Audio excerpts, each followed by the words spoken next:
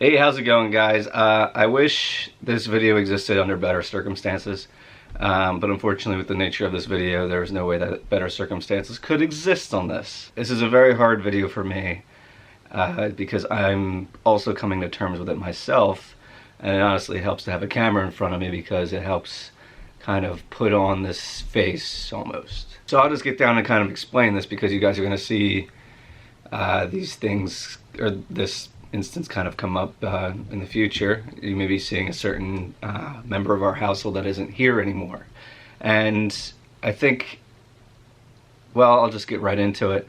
When we got back from Hawaii, Ella was not eating her dry food. So we had started mixing wet food in with it too to kind of get her to eat it. We noticed that her stool was coming out very like black and tarry, which is indicative of there being blood in the stool. It eventually kind of subsided. After a couple days, I had made a vet appointment for her for like a day or two later, but during that time it subsided. She had kind of bounced back. No big deal. During this time she was also kind of very lethargic, more so than usual. She was breathing very heavily. She was shaking violently, had her, like, she wasn't very coordinated. She wasn't able to walk well. Her back legs kept giving out. Wasn't really sure what that was. So the blood sample came back with her being anemic, which she had a low red blood cell count. Additionally, she had a low protein count, which we could attribute to her not eating, or maybe there was some sort of liver issue. So vet said come back after a couple weeks, test to see if anything, maybe it was just a fluke, maybe she just had a bleeding ulcer or something. She seemed to be fine, so we'll come back in a couple weeks and test to see if the blood sample turns out the same way. Following weekend, I had to take Ella to the emergency vet appointment to go see him, and during the time between the emergency and actually getting to the vet, she bounced back again. Weird. During this time, it was the same thing. She was just puking up everything that she was eating. She didn't seem to have control of her bowels. She was laying down, and just constantly shaking like she was in pain, and it was honestly pretty heartbreaking. So rushed her to the vet. She bounced back. She's looking fine, so we scheduled an ultrasound, which brings me to the meat of this. Guys, unfortunately, my dog Ella, the family's dog Ella, the dog Ella that you guys have come to know through the series and everything, dating back to well before 2012 when the Psycho series started. There are videos of Ella's Thanksgiving and things like that on Jesse's channel. She now has cancer. And what the ultrasound revealed was that she has aggressive tumors in her spleen, one of which had ruptured, and that's what actually caused the bleeding inside of her stomach initially and why she had that black tarry stool. But it also metastasized to her liver, and also to her peritoneal cavity. So she is loaded with cancerous tumors. There were no real options. The option one would be chemotherapy and removal of the tumor around her spleen, because that seems to be the ticking time bomb, as the vet had put it. And it would only really buy us weeks. Of course, it would buy us the weeks that it took to perform the chemo and the surgery itself, and then after that, it's like weeks that you'd get from her, and they wouldn't necessarily be quality weeks. So the vet had kind of said that she has 2 to 4 weeks to live.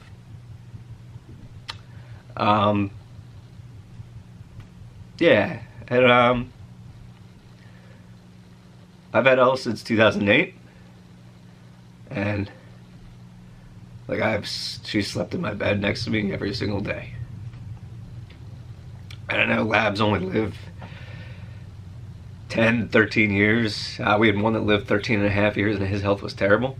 Thought Ella would, I was expecting this to come. I didn't expect it to come so soon and suddenly. So I just wanted to share that with you guys because you've been exposed to our family as much as even some people in our actual lives. So I just wanted to share that with you. Obviously not good news, but news that I felt like you people were entitled to, because at some point you would notice in our vlogs or anything that Ella's just not going to be there. Last night, this ultrasound actually took place yesterday, and I told Jesse and my parents last night. We didn't turn the camera on until afterwards because I wasn't sure how much of this I really wanted to put out there. But here's basically their response. Hey guys, so we just broke the news, or rather I just broke the news to the rest of my family regarding Ella's diagnosis.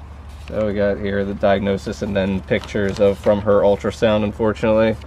So it's really fucking real. She's 10 years old and kind of thought that she'd at least get another 3 good years before anything like this started happening. So unfortunately, we all just kind of had to experience a range of emotions, and if my eyes look puffy, that's because of that. They always look like that. They always look like that, but it's worse today. So, and we're currently trying to figure out how we're going to move forward with this. So it's anyone out there that's experienced this before, like you know what we're talking about, and if you haven't yet, you will. It's not a good thing, but as long as you have a solid base, a solid family and friends to go through this, and it's not as bad, but still pretty sucks. We found a bunch of tumors through an ultrasound. Today was the day we got the news on that, and they're in her spleen, which ruptured and started internally bleeding in her stomach. It metastasized into her liver and peritoneal cavity.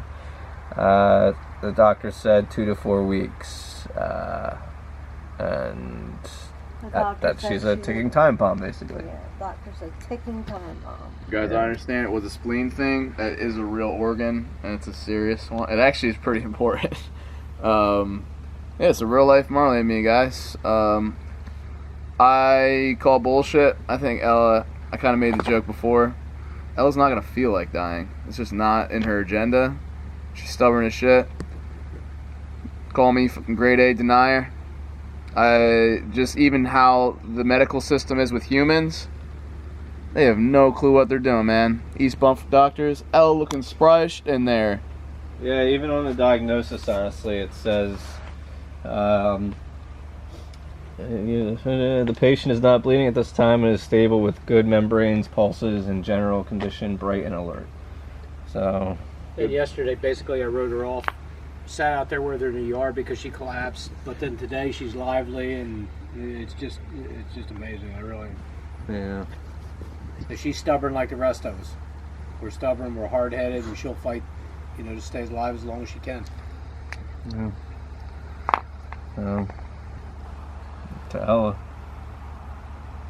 To Ella. Ella. Favorite dog ever. Yeah.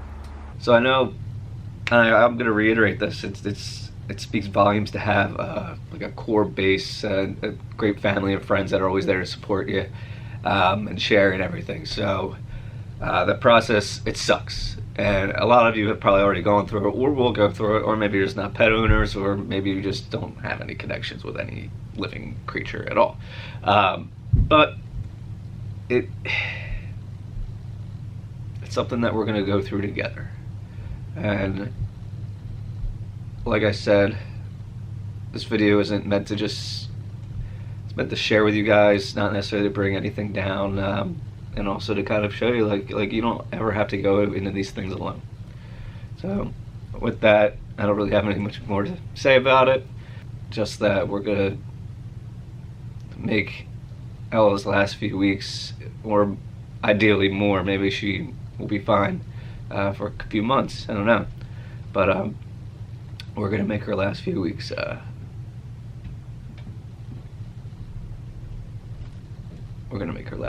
fun for her. Alright, take care guys.